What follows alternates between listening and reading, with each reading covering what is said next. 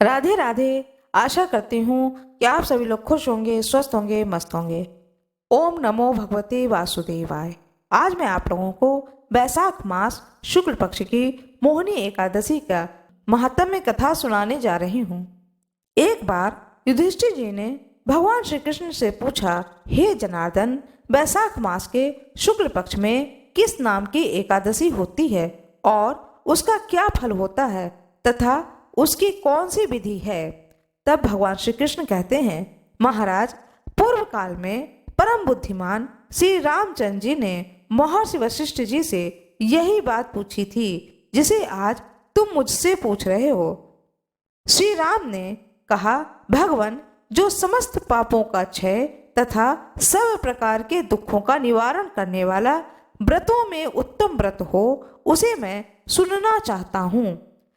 ऋषि वशिष्ठ जी कहते हैं, हे श्री राम, तुमने बहुत ही उत्तम बात पूछी है। मनुष्य तुम्हारा नाम लेने से ही सब पापों से शुद्ध हो जाता है, तथापि लोगों के हित की इच्छा से मैं पवित्रों में पवित्र उत्तम व्रत का वर्णन करूंगा।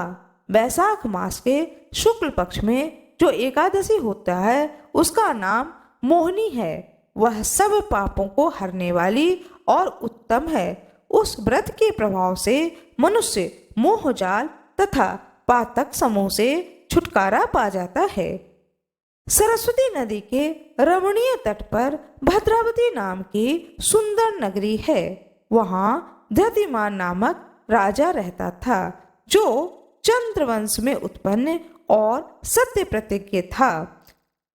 उसी नगर में एक वैश्य रहता था, जो धन धान्य से परिपूर्ण और समृद्धिशाली था। उसका नाम था धनपाल। वह सदा पुण्य कर्म में ही लगा रहता था। दूसरों के लिए पौशाला, कुआं, मठ, बगीचा, पोखर और घर बनवाया करता था। भगवान श्री विष्णु की भक्ति में उसका हार्दिक अनुराग था। वह सदा शांत रहता था। उसके 5 पुत्र थे, सुमना, द्युतिमान, मेधावी, सुकृति तथा धृष्ट बुद्धि। धृष्ट बुद्धि 5वां संतान था। वह सदा बड़े बड़े पापों में ही संलग्न रहता था। जुए आदि दुर्व्यसनों में उसकी बड़ी आसक्ति थी। वह वैश्यों से मिलने के लिए सदैव ललायित रहता था। उसकी बुद्धि न तो देवताओं के पूजन में लगती थी और न ही पितरों तथा ब्राह्मणों के सत्कार में।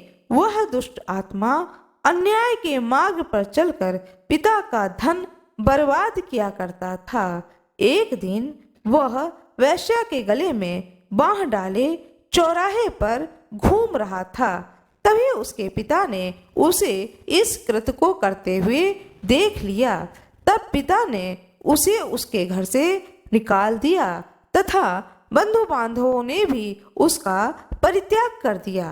अब वह दिन रात दुख और शोक में डूब गया तथा कष्ट दर कष्ट उठाता हुआ इधर उधर भटकने लगा। एक दिन किसी पुण्य के उदय होने से वह महर्षि कौंडिल्य के आश्रम पर जा पहुंचा। वैशाख का महीना था। तपोधन कौंडिल्य ऋषि गंगा जी में स्नान करके आए थे। धृष्ट बुद्धि शोक के भार से पीड़ित हो मुनिवर कौंडिल्य के पास गया और हाथ जोड़ करके सामने खड़ा होकर बोला, हे ब्राह्मण, हे द्विज श्रेष्ठ, मुझ पर दया करके कोई ऐसा व्रत बताइए जिसके पुण्य के प्रभाव से मेरी मुक्ति हो। कौंडिल्य ऋषि कहते हैं, वैशाख मास के शुक्ल पक्ष में मोहिनी नाम से प्रसिद्ध एकादशी का व्रत करो। मोहिनी को उपवास करने पर प्राणियों के अनेक जन्मों के किए हुए मेरु पर्वत जैसे महापाप भी नष्ट हो जाते हैं।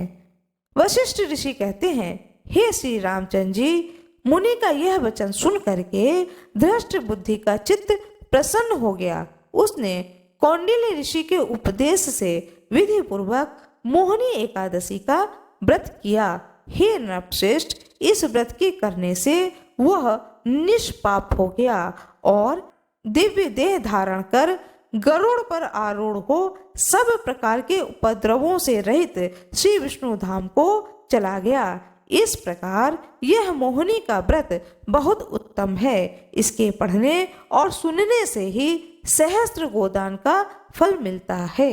भगवान श्री हरि विष्णु की जय हो, माता लक्ष्मी की जय हो, सभी दिव्य ऋषियों की जय हो, दृश्य ऋषियों की जय हो, अदृश्य ऋषियों की जय हो। आशा करती हूँ कि आप लोगों को यह कथा अब बहुत ही अच्छी लगी होगी। कृपया वीडियो को लाइक करिएगा, चैनल को सब्सक्राइब करिएगा, बेल आइकन दबाना ना भूलिएगा। आप लोगों का बहुत बहुत धन्यवाद।